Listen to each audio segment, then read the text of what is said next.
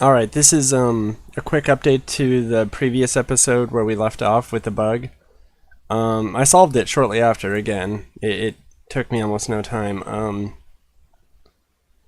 There was something wrong with my collision between ball and brick, right? I didn't have the conditionals correctly, and I wasn't ready to sort it all out. I was feeling really tired, kind of frustrated. And so my quick solve was, let's just create copies of collision box between the brick and the ball, and that's what I'm doing here. And then I'm just passing it into it has intersection, return true, return false. I simplified the brick. Oh shoot, the collision location, right? If it was on the top, bottom, left, right, so it reflects properly. Just took a notebook, some pencil, and I penciled this out really quickly. The easiest, and I'm not sure if it's foolproof. The easiest way I could find is to just simply test if the lowest part of the ball. That's why we're taking its y, because the y is the top left. Let's pretend that this is the ball. But the top left plus the height, which is its lowest part. We're testing to see if that is below the lowest part of the brick, and if so, then that collision, because we know a collision happened, that means that collision hit the bottom. Now there might be that off chance thing where it's something like, oh bother, where it's something like that, right? I'm not sure how to handle those cases yet.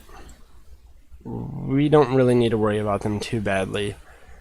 For all intents and purposes, the ball will be moving at a decent pace. That really doesn't matter. Like I guess even that low left corner right there is still underneath here, and technically this should reflect, right? So we could probably do something like if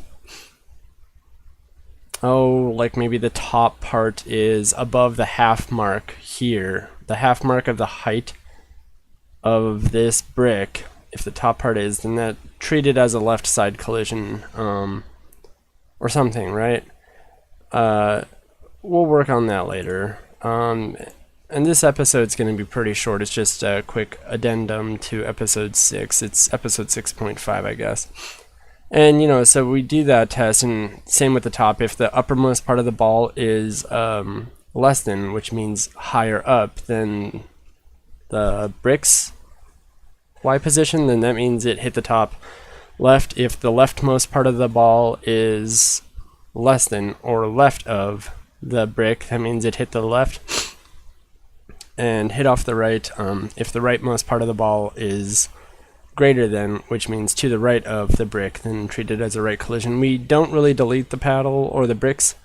We just kind of send them way off in the distance, reflect the ball, and then we return out of this thing so it doesn't do multiple things, which I could probably... Yeah, no, that wouldn't work. I'd have to put 10,000 at the end of all of these conditionals, right? And probably change all of these to else's. Something else I did to fix the brick location, the generation for brick, was where is game CPP? Here, we were padding. This first number here is padding from the border of the window itself, and I couldn't figure out how to separate the bricks. Well, you just simply add on the number times some sort of padding. So it's 8 pixels between each brick, and yeah, you just take the count of the iterator and multiply that by the padding amount. In this case, 8 pixels between each brick. I swapped around the rows and columns just to make it easier for me. I don't know if that really mattered. At the time, I was just thinking, let's do the columns first, which would be this inner loop, and then do the rows. So that's why I changed that on. It just makes more sense to me, right? Did I not load? Oh yeah, I did. And with that, it's working. I got it to work, except there's a small bug where if that ball hits the side of the paddle, you can trap the ball inside the paddle for a bit. Let's see if I can get that. well, that was underneath, but like you can actually get it to, if it hits at the side, you can get it to stick inside, and that's just because, there we go. I don't know if you saw that, but that happened right there. And that's just because we don't deal with left and right collisions appropriately. You know, if it hits, that means we reflect. Well, the problem is it reflects into the paddle and then just keeps going, you know, crazy, let's say, and then comes out the other end. So we just need to kind of like bounce that out, right? I haven't probably send it at a smaller degree. Like if it hits that side, it shouldn't reflect at a sharp angle. It should actually do this annoying motion where it just kind of like paddles all over crazy, and that's hard to do, and that would probably get a lot of bricks, but that's hard to do. You know, this is kind of thin paddle and the ball can get moving, which really quick, I wanted to test something, because this is delta time. We're going to be dividing by delta time. I think we're supposed to divide by the ideal frames per second, but I don't know. So the only thing that we don't have is the ball game overs if it goes outside the screen, right? That is just so, I can't get that. There we go. Yeah, we don't have that. And it wouldn't be too tough to add, just simply if the ball's position is at the bottom, if it ever hits the bottom of the screen, then game over. This ball is going way too fast. I wanted something to start off small to see if that's 16. There we go. We'll see if I can influence the momentum of that there ball a bit better. Yeah, yeah. That's about as fluid as I wanted it. That's what I was kind of hoping for. The only thing we have to do now is interpolate the speed. And from, you know, being at an accelerated rate to its natural wanting to move rate. So it slows down over time, right? But we have to do it appropriately. I think I covered that in the last episode. Yeah, there we go. So, well, we were at negative 0.4, now we're at 0.5, so we're gaining like 0.01 per hit, if I can ever hit it. You know, when it's that wide of an angle, it's hard to predict where the heck the ball's gonna go. Wow, I just annihilated all of those.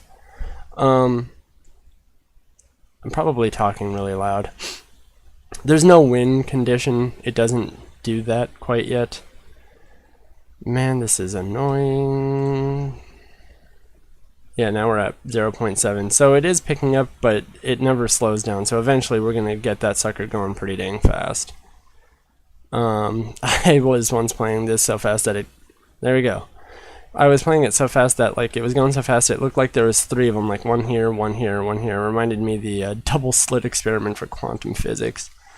You know, it's like, which spot is it really in? All of them if I observe it, or one of them if I observe it, all of them if I don't.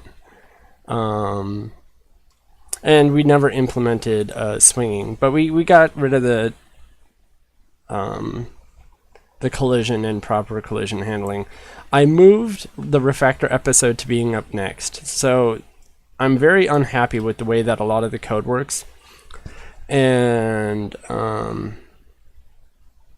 I organized some things by priority. You know, we want to make sure that we're freeing resources that we created. This is something that I always try to do if I ever make like a new or you know, create some sort of pointer resource. I try to clean it up right away, and I know I did not do that a lot. I was too anxious to kind of get stuff working. So we have to go through and make sure that all of that is being done. I want to make a collision manager system. I don't really quite know entity component systems quite, but I do like bits and pieces of the idea, and I kind of implement it in my own way with systems for collision, for example, or audio or something. And you know, I use composition and aggregation over inheritance for the most part. I use entity as a base class as a necessity evil to easily update a list of entities, and even though I'm not doing that quite yet, that'll come. I think I have that. Yeah, make entity class worth it. So we're going to go through, well, I'm going to go through, and I'm going to write up a list on a notebook, everything, like a general idea of what we need to clean up, and like the general location of how to do it. so I'm not fumbling about, because this is going to be a long episode, if not 2 episodes. I think it's going to be 2 episodes. Hopefully not 3. Yikes. But it's going to be a long project, so there's not going to be any progress game-wise. There you go, princess. Sorry, she wants me to play with her toy. So there's not going to be any progress. We're not going to be making the game any more complete for the next couple bits, or at least for the next episode. Yeah, we're going to go through and do a refactor episode. So this will take maybe a week for me to come up with a list of things that we need to do. Maybe 2 weeks. I'm not sure. So yeah, you won't see any videos next week. Mega Man Legends Let's Play will continue. I might bump that over to 3 days, Monday, Wednesday, and Friday, in absence, and then keep Tuesday and Thursday blank. Because I don't want to spam people's feed. I don't have very many subscribers, but I don't want to be that person anyway. And plus, it's just too busy. I think I'd appreciate the break while I try to look through my code and clean it up, or come up with a list of cleanups for it. Sorry, I gotta stop my daughter from playing with my Nintendo Switch. She wants to grab the actual console, and I don't want her to break it. Anyway, yeah, that's all for this episode. Thanks for watching, and we'll see you next week or in a couple of weeks.